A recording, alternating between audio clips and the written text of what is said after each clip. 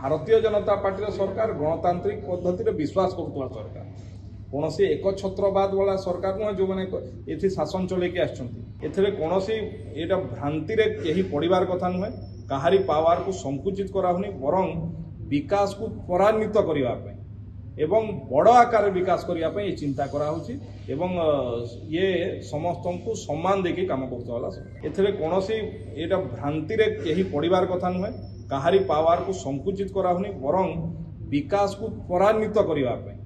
एवं बड़ आकार विकास करने ये चिंता कराऊँगी एवं ये समस्त को सम्मान देकी काम कर अध्यक्ष मान पावर संकुचित करा ना वृद्धि करा 20 लाख रु अधिक बिल से साइन करेंगे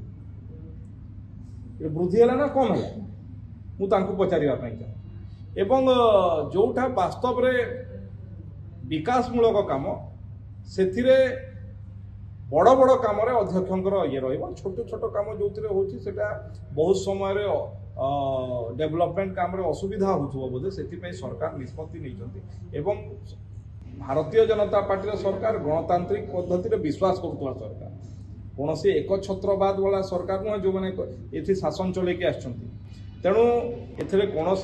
यहाँ भ्रांति कहीं पड़ार कथा नुहे कहारी पावर को संकुचित कराऊनी बरं विकास को त्वरान्वित करने